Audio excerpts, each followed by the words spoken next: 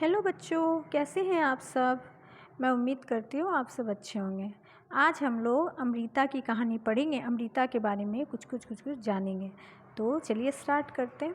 देखिए, यह बहुत पुरानी है, करीब 300 साल पुरानी। और हाँ, यह किस्सा बिल्कुल सच है। ठीक है।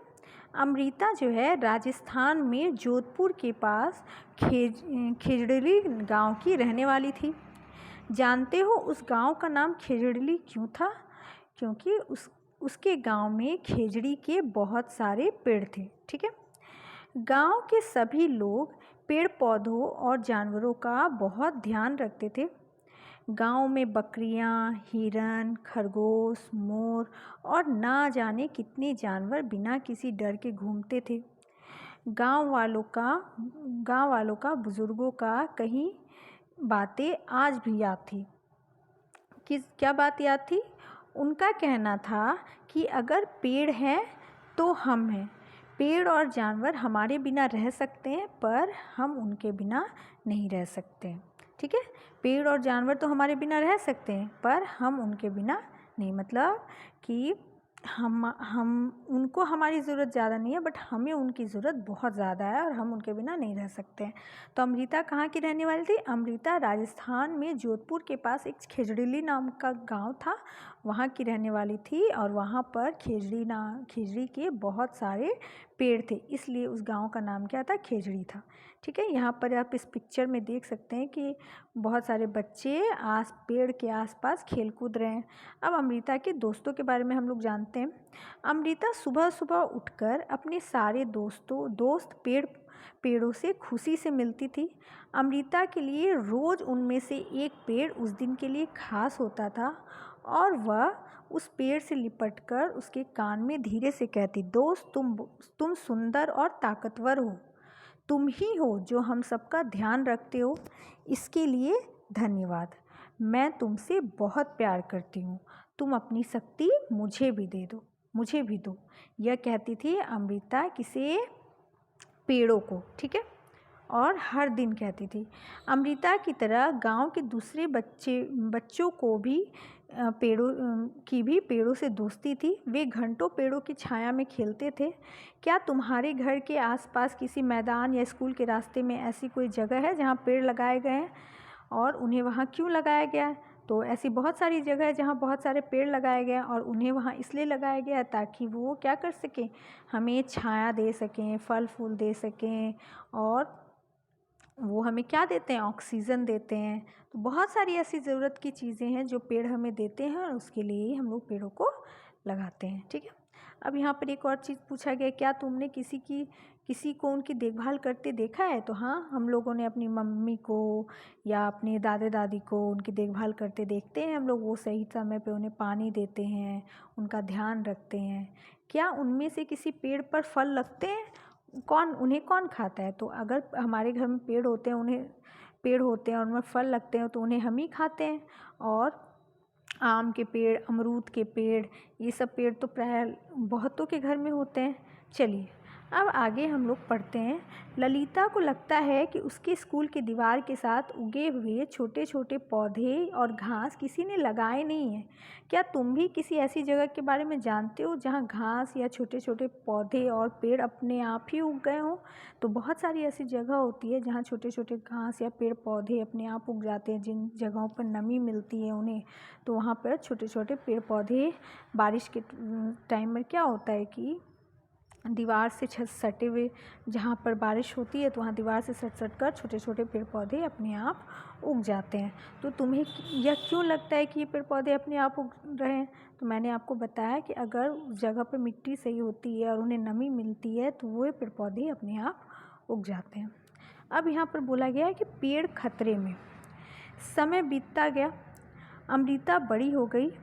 एक दिन वह अपने पेड़ों से मिल रही थी, तभी उसने देखा कि गांव में कुछ अनजान लोग कुल्हाड़ी लेकर खड़े हैं। पूछने पर पता चला कि वे राजा के आदमी थे। राजा के कहने पर वे लकड़ी के लिए पेड़ काटने आए थे। लकड़ी राजा के महल के लिए चाहिए थी। आजकल हम लोगों को बहुत सारे पेड़ों को काटना पड़ जाता है, क्योंकि हमारी अपनी खुद की ज़रूरतों को पूरा करने के लिए हम पेड़ को काट तो देते हैं, मगर पेड़ों को लगाना भूल जाते हैं।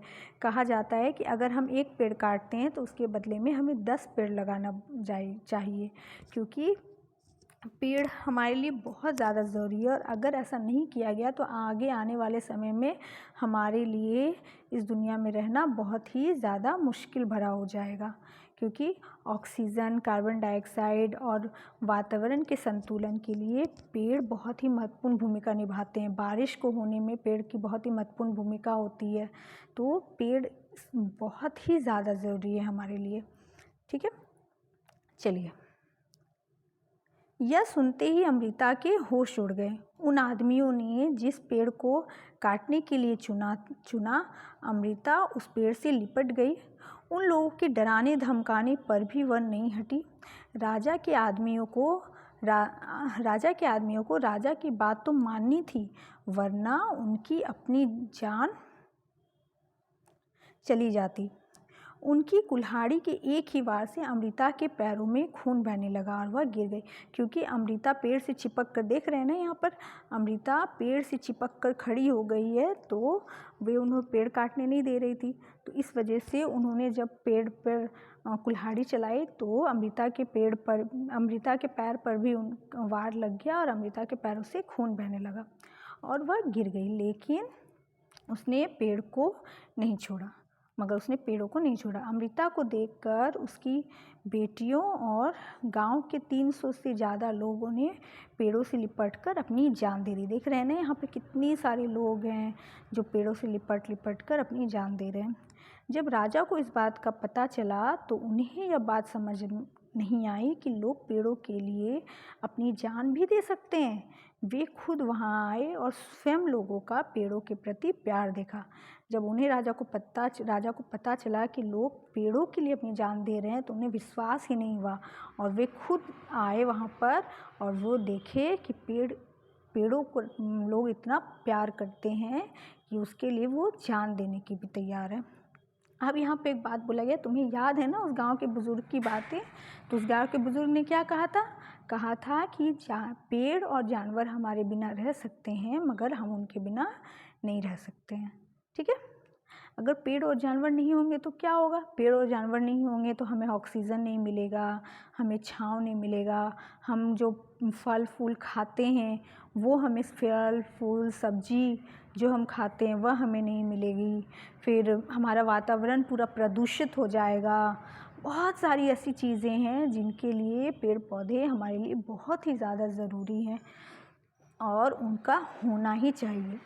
अब आते हैं सुरक्षित गांव में।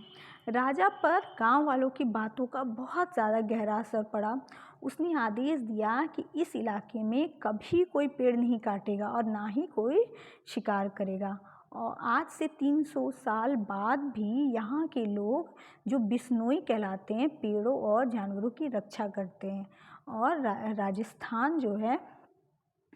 राजस्थान में होते हुए भी यह इलाका आज भी हरा भरा है। जानवर बिना किसी डर के यहाँ इधर उधर घूमते हैं।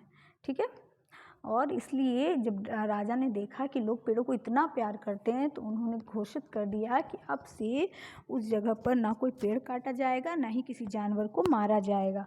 और तब से वहाँ पर सारे जानवर जो हैं वो बिना किसी डर के आज भी बहुत ही सुरक्षित रूप से घूमते हैं और वहाँ के लोग क्या कहलाते हैं? बिश्नोई कहलाते हैं। ठीक है, चलिए, इतनी बात तो आपको समझ में आ गई होगी। अब आगे देखते हैं आगे क्या है।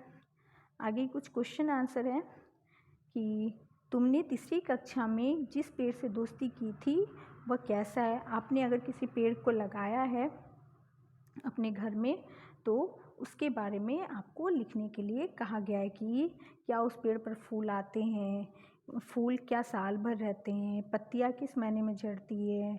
ये सारी बातें अगर आपने किसी पेड़ को या किसी पौधे को अपने घर में लगाया है तो ये सारी बातें आप उस पेड़ या पौधे के बारे में यहाँ पर लिख सकते हैं। आपको ये क्लास कैसी लगी मेरी, आप प्लीज़ कमेंट सेक्शन में मुझे बताइएगा। अगर अच्छा लगा हो तो प्लीज़ वीडियो को लाइक कीजिएगा, चैनल को सब्सक्राइब कीजिएगा। Thank you so much.